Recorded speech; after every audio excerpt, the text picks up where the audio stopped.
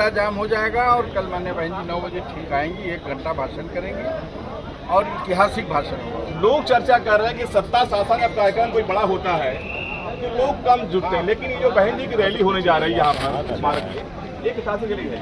किसी पार्टी की हैसियत नहीं है, औकात नहीं है कि इतनी भीड़ जुटा पाए।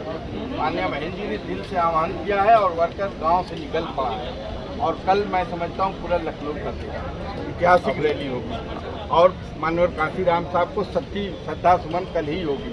इतने जो अनुयायी उनके आएंगे और दिल से कांशीराम साहब को श्रद्धा सुमन अर्पित कर देंगे और बहन जी के नेतृत्व में एक नया इनकलाब आने जा रहा है। कल एक नई शुरुआत होने जा रही है उत्तर प्रदेश के अंदर।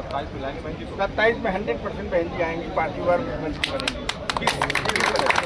किस तरह बनेंगी? सर्व समाज उठ चुका है भारतीय जनता पार्टी की नीतियों से, समाजवादी पार्टी की नीतियों से बहन जी के शासन को याद कर रहा है। इसलिए आज फिर बहन जी की नीतियों को जान करके सर्व समाज, मुस्लिम समाज, दलित समाज तो रहेगा ही रहेगा, लेकिन सर्व समाज बहन जी के साथ आकर के 5वीं बार बहन जी को मुख्यमंत्री बनाने का आह्वान करेगा।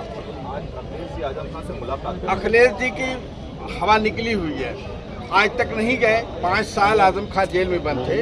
अखिलेश जी को कभी फुर्सत नहीं हुई कि उनके परिवार के किसी कुंबे के किसी फर्द से मिले। आज उनको याद आई है, इसलिए आजम खान ने कहा कि सिर्फ मुझसे मिलना, मेरे परिवार के किसी आदमी मुझसे नहीं है।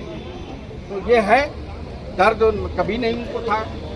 क्या कुछ इशारा है क्या पार्टी जाने का? पार्टी में उनका वेलकम है, आ जाए तो हमें कोई शिकायत नहीं है आजम खान साहब से, हमें उनका वेलकम है। लेकिन बैठने का तो बिंदास है नहीं, वो चाहते हैं तो बिल्कुल हमें, हमारे सारे वर्कर माने बहन जी के लिए, बहन जी ने कह दिया भाई सबके लिए दरवाज़ा खुला, हमें मिल के सरकार बनाया जाए।